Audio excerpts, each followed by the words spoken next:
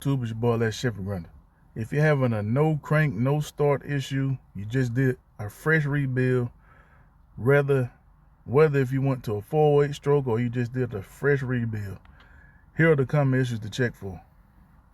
Pause to read.